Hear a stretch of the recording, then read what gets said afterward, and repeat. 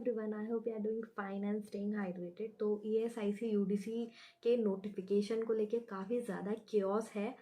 तो जितना होगा मैं आपके डाउट्स क्लियर कर दूंगी। तो सबसे पहले तो आपका एलिजिबिलिटी क्राइटेरिया जो आप देख लेना, आपको पता होगा आपकी एज कितनी होनी चाहिए। लास्ट डेट आप स्क्रीन पे मैं सब मेंशन कर दूंगी, तो आप देखते हुए जाना। लास्ट डेट जो है शायद 15 Feb है, एक और बार आप चेक कर लेना। अब आते हैं इसके पेपर पैटर्न की। तो एज यू कैन सी कि 25 मार्क्स के 4 हमारे सेक्शन हैं, ठीक है। QRE तो हमारा आता ही है, क्वांट, रीजनिंग, इंग्लिश, हमारा तीनों बैंकिंग में आता है। बट फोर्थ इसमें GA है जो कि प्री में आ जाता है, जिसकी वजह से जब हम इसको देखते हैं ना, जैसे आपको स्क्रीन पे दिख रहा होगा अभी, ये जो दिख रहा है ऐसा लग रहा है जैसे SSC बेस्ड पेपर आने वाला है। SSC जैसा नहीं आएगा, दिखने में SSC है पर आता नहीं है। बिकॉज मैंने एग्ज़ाम दिया है 2019 में, मैंने अपनी तैयारी शुरू की थी। तो हार्डली मुझे 1 या 2 मंथ हुआ था, और उस टाइम पे ये पेपर आया था तो मैंने फिल कर दिया था और मैंने फिर तैयारी की थी इस पेपर के लिए। तो I was very newbie to the paper in 2019। तो मैंने कुछ रैंडम पेपर दिए हुए थे उस टाइम पे। पूरे पेपर भी नहीं दिए थे क्योंकि मेरे अंदर कॉन्फिडेंस नहीं था कि मैं क्लियर कर पाऊँगी नहीं कर पाऊँगी, क्योंकि मेरी तैयारी नहीं थी। मैं आपके साथ अपना स्कोर कार्ड शेयर कर देती हूँ प्री का, ताकि आपको लगे कि हाँ मैंने पेपर दिया है, whatever I am saying is true and authentic, so you can rely on it. So here is my scorecard and यहाँ पर आप देख सकते हैं मेरा नाम है शीतल उपाध्याय। एंड देन मैं आपको स्कोर बता देती हूँ। रीजनिंग में मेरा स्कोर है 42 आउट ऑफ 50, GA में है 35 आउट ऑफ 50, देन क्वांट में 41.5 आउट ऑफ 50, इंग्लिश में 38 आउट ऑफ 50। जो टोटल हमारा जो स्कोर बना था वो बना था 156.5। और जो MP की कट ऑफ गई थी, because I filled it from MP and I am from general category, so the cut off general category was 153, ठीक है। तो ये मेरा प्री क्लियर हो गया था। एंड हार्डली 1-2 मंथ्स की मेरी प्रिपरेशन थी, मैंने रैंडमली बेसिस से किया था। तो मुझे पता है कि पेपर इतना टफ नहीं आता है। अगर मैं लेवल की बात करूँ, PO लेवल है, क्लर्क लेवल है, क्या लेवल है, तो it is clerk level paper, ठीक है। जैसा IBPS क्लर्क का पेपर आया था इस साल, ठीक है, इसी के जैसे आएगा। और आपका जो पूरा पैटर्न होगा, पूरे जो क्वेश्चंस होंगे सारे बैंकिंग के क्वेश्चन होते हैं। जैसे मैं फॉर एग्जांपल देती हूँ, SSC में ट्रिग्नोमेट्री आता है, ज्योमेट्री आता है, इसमें नहीं आएगा, ठीक है। मिरर के क्वेश्चंस आते हैं, नहीं आएंगे। रीजनिंग में ऐसे डायग्राम वाले क्वेश्चंस आते हैं SSC में, बट वो यहाँ नहीं आएंगे। ये पूरा बैंकिंग पैटर्न फॉलो करेगा, ठीक है। सिलॉक्स के क्वेश्चन आपको मिल जाएंगे, इस तरीके के क्वेश्चन मिलेंगे। अब आते हैं GA पे, कि GA में क्या आएगा, ठीक है। स्टैटिक हिस्ट्री, बाबर अकबर, ये सब आएगा नहीं, ये नहीं आएगा। हड़प्पन सिविलाइजेशन, ये सब चीज़ें आपको नहीं पढ़नी है। आपको पढ़ना है करंट अफेयर, ठीक है। पूरा करंट अफेयर के क्वेश्चन आए थे, जितना मुझे याद है इस पेपर में। एक क्वेश्चन आया था, आधार नंबर जो होता है हमारा, उसमें कितने डिजिट्स होते हैं, तो ये एक क्वेश्चन था। तो ऑलमोस्ट सबने किया था, क्योंकि आधार कार्ड तो हम सब ले जाते हैं सेंटर पे, तो वहाँ से डिजिट्स गिन लिए थे। तो एक क्वेश्चन ये था, तो मुझे याद है क्योंकि ये मैंने किया था।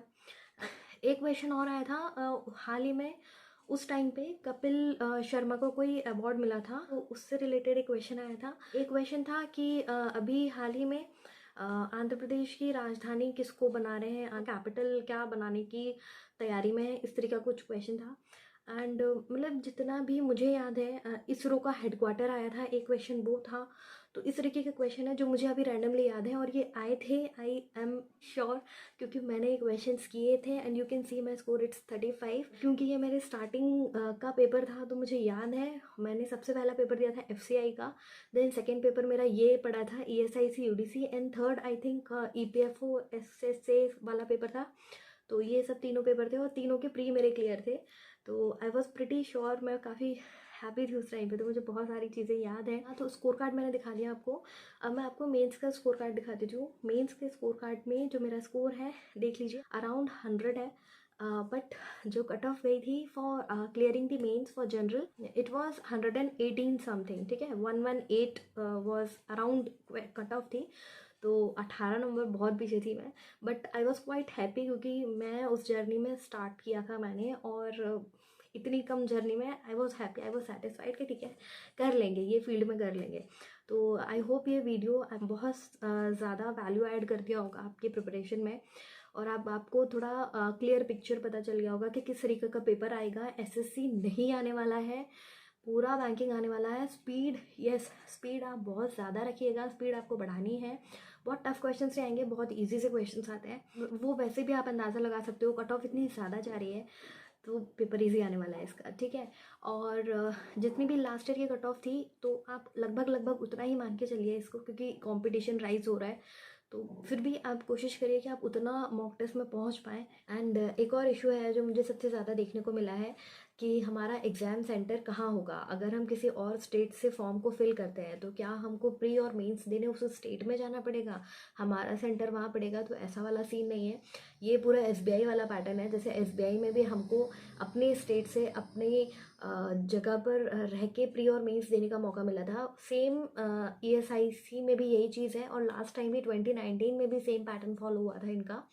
तो इस बार भी यही है कि आप कहीं से भी फिल करिए। अगर मैं मेरी बात करूं कि अगर मैं एमपी से हूं और अगर मैं यूपी से भरना चाहती हूँ या फिर मैं दिल्ली से भरना चाहती हूँ, तो I can take the centre in my home city. तो ये एक बहुत बड़ा डाउट था, तो ये आप जब फॉर्म फिल करेंगे तो उसी में आपको ऑप्शन आ जाएगा।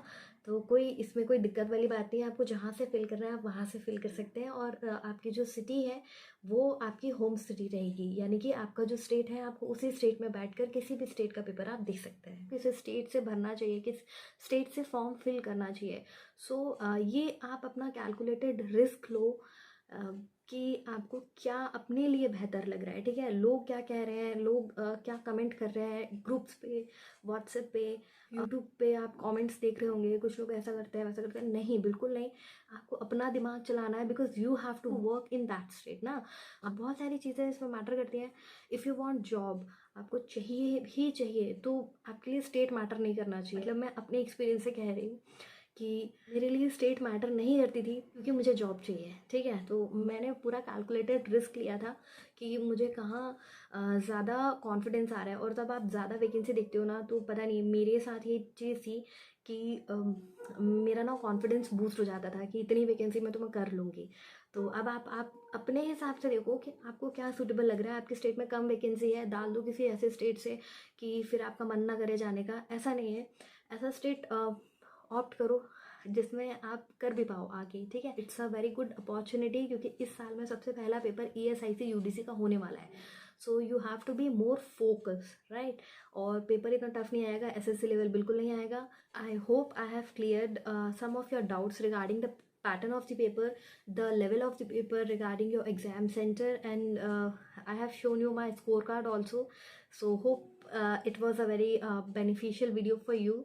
And even if you have some doubt regarding anything, so just comment down below. मैं strategy video मैं लाऊंगी ही, अभी आपको 2-3 डेज में मिल जाएगी। आप बिल्कुल भी ऐसा परेशान मत हो, बिकॉज अभी मेरे पास थोड़ा काम है, so I have to do that, I have to manage those things also.